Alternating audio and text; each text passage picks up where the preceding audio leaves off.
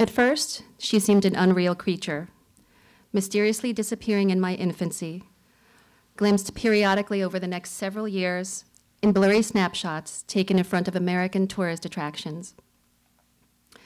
Then suddenly materializing outside the gateway of the airplane that had brought me from Taiwan to Nashville. A short Chinese lady with oversized glasses, gifted not only with the ability to come and go, but with the power to move me against my will across hemispheres. Who knew what else she was capable of?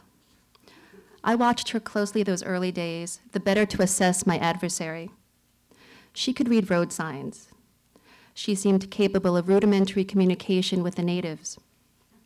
She was audacious, coolly cutting in line at the bank one day, and the next, driving a car to Zayre's, examining 2 different pairs of pants, then swapping the tag so that she paid for the cheaper pair, all without arousing the least bit of suspicion from the cashier. And then, you see, she alone had the ability to operate important household machinery. When I saw her coax 5 yards of double-knit polyester into the maw of an ancient singer and emerge triumphantly with a belted pantsuit, I was as astonished as if she'd spun straw into gold. Her mastery of kitchen appliances was total. The stovetop jumble of buttons and dials, all of it so worn that the lettering had rubbed completely away, was as easily deciphered by her as the top line of an eye chart. And she turned out pots of soup and savory meats that, while different than what I was used to, nevertheless tasted pretty good. And who could overlook her cunning deployment of baking soda to abolish unpleasant refrigerator smells? Her genius using a hairdryer to defrost the freezer. It became clear to me that if I was going to survive in this place, I would need to make my mother my ally, at least temporarily, until I figured out a way to get back home to my grandmother's house in Taiwan. And so I became my mother's acolyte, her confidant, the yes man who accompanied her to the supermarket and held her purse in public restrooms. I had no choice, I tell you. By the age of 5, I'd already come to the conclusion that life was an uncertain business. One minute you were playing in the dirt at your grandmother's house, poking the mongrel puppy chained to the lychee tree, and comfortable in the knowledge that a pillow for you was kept in your ama's bed, a little flowered cup on the lowest shelf so you could reach it. The next, you were summoned by strangers half a world away who held a claim of parenthood over you. Honestly, was there any guarantee I wouldn't be sent away again, this time to even more distant, inferior relatives? I instinctively understood the old mafia edict about keeping your enemies close, and I resolved to stay close to my mother, to cause no trouble, to be as unobtrusive and unshakable as gum on the bottom of her shoe. It was years before I realized that, in actuality, she was the gum on my shoe, and that no amount of pulling and scraping could remove her from my life. I was worried about the girl, she told her Taiwanese friends, as I busily pretended to be deaf. I thought the old lady might get her hooks into her, turn her against me. Just look how she's always tried to come between Louie and me. But no, Wendy's my daughter. Takes out the trash for me, brings home awards from school. A picky eater, yes, but neat. And so quiet. Sometimes I forget she's in the room with me. Securing my mother's regard was made easier by the fact that my pudgy older brother was, despite having made the trans-Pacific journey with aplomb, a fuck-up. Why can't you be more like your sister, my mother would ask, when she found a crumpled-up report card in Ted's backpack, or when she doused a fire he'd set in his lunchbox, raising her voice over his feeble claims of innocence. Why do you always have to tell lies? Wendy is honest. Wendy never lies to her mother. Thank God I can count on at least one of my children. This last was usually punctuated by thwacks from a wire hanger. Yes, I was the good child, the only one my mother could trust. But like an institution whose trust causes an employee to embezzle, her absolute conviction in my honesty resulted inevitably, of course, in my becoming a liar. Not a liar in general, just to her. And what about my father, you ask? Why not attach myself to him, enlist him as my protector in this unfamiliar world? Let me tell you about Louis Wang.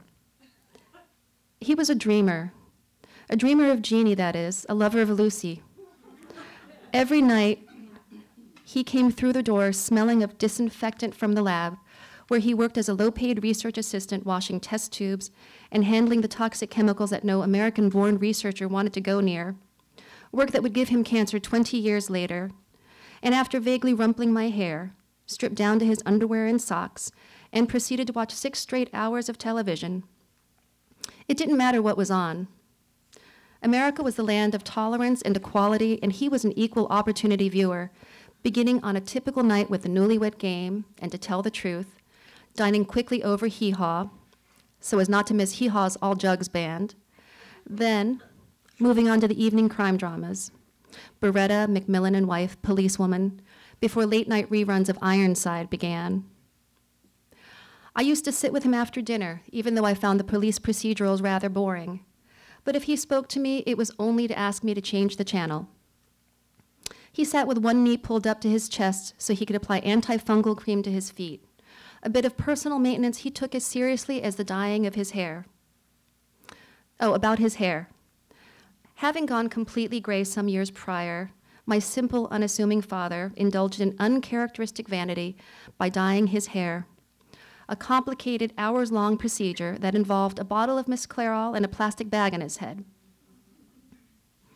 And yet this careful man, brought up in the post-war virtues of thrift, economy, self-sacrifice, was unable to give himself wholly to vanity. After springing forth from the plastic bag with a youthful head of black hair, he refused to address the white that emerged days later from the top of his head and began its southward march, like the movement of Arctic ice in winter, until the solitary iceberg became an ice cap that threatened to encase the entire northern hemisphere of his head. What was all this nonsense about touching up your roots? What a waste to use a whole bottle of Miss Clairol on only part of your head. Consequently, his hair most often sported a two-tone effect, the white and black reminding me sometimes of yin and yang, the contrary and balancing forces of vanity and frugality, and other times of a white tablecloth with black fringe. At the same time, like a competing program whose volume is turned way, way up, my mother delivers her nightly monologue, shrill recriminations cutting through Bob Eubanks's inanities like a buzzsaw through Cool Whip. What are you doing sending money to your precious mama while your own family does without, she says. The old lady's not feeding our kids anymore. She doesn't need the money. She just wants to brag to the other shrews at the market about her big shot son in America. What a success he is. How devoted he is to her that he should send her $300 a month without fail. Such arrogance. And meanwhile, I cut coupons and scrimp and pound key punch until my nails bleed. Like a slave to her. At home, my mother speaks in the fishwife tones of the Taiwanese dialect.